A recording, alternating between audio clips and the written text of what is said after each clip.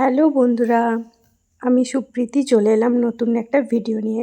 এই ভিডিওটা অনেক দিন আগে দেওয়ার কথা ছিল কিন্তু দেওয়া হয়নি। এটা হচ্ছে 1 ডিসেম্বর 2025-এর ভিডিও, আমার বার্থডের ভিডিও। তো মা এত অ্যারেঞ্জমেন্ট করেছিল আর সে টাইমে আমার দিদা হসপিটালে ভর্তি ছিল, যে কারণে মা আমাকে মানে কি বলবো, জন্মদিনে সব কিছু অ্যারেঞ্জমেন্ট করে দিয়ে দিদাকে দেখতে যাওয়ার কথা ছিল। আর সেদিনই আমার বাড়ি ফিরে আসার কথা ছিল, তার আগে দিদাকে দেখতে যাওয়ার কথা ছিল। তো ভাবছিলাম ভিডিওটা ছাড়বো না, কিন্তু স্মৃতির খাতায় রেখে দেওয়ার জন্য এই ভিডিওটা আমি দিচ্ছি।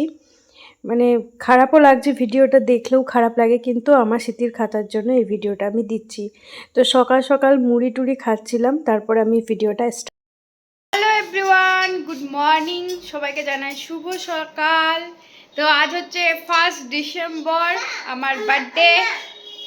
তো এখানে যেহেতু আছি, এখানে রান্না বান্না হচ্ছে, মা করছে।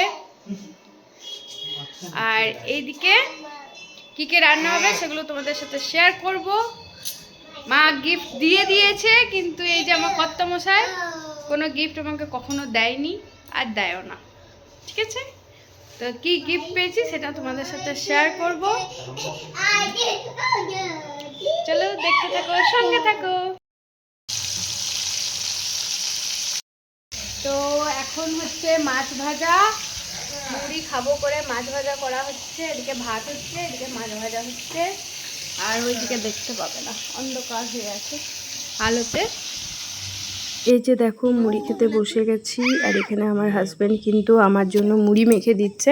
ও খুব সুন্দর করে মুড়িটা মেখে দেয়, মানে খুব ভালো লাগে। ও মুড়ি মাখার ইয়েটাই আলাদা টাইপের। তো এইটুকু তো বার্থডের দিনে ওর কাছে আবদার করতেই পারি। এখানে আমার ছেলেও চলে এসেছে মুড়ি খাওয়ার জন্য। ও মাম্মাম আর শশা খেতে খুব ভালোবাসে। তো দেখো তোমাদের দাদাভাই কি সুন্দরভাবে মুড়িটা মেখে দিয়েছে। ও মুড়ি মাখাটা খেতে খুব ভালো লাগে। প্লাস ও এত সুন্দর চা করে না, সকালবেলা আর সন্ধেবেলা চায়ের দায়িত্ব কিন্তু তোমাদের দাদা ভাইয়েরই। তো ফাইনালি খেতে বসে গেছি। তো কি কি রান্না হয়েছে সেগুলো পরে দেখাবো। তো চলো তোমাদের সাথে শেয়ার করি কি কি রয়েছে। এখানে রয়েছে ভাত, আলু ভাজা, বেগুন ভাজা, বাঁধাকপির তরকারি, আলু পোস্ত, জল, ডাল, মাটন, পাঁপড়, রসমালাই, পায়েস। এই যে আমার থালা, এই যে সোজাতে আমার কর্তামশাই বসেছে, ওইদিকে দাদু বসেছে, এদিকে মা সবাইকে খেতে দিচ্ছে।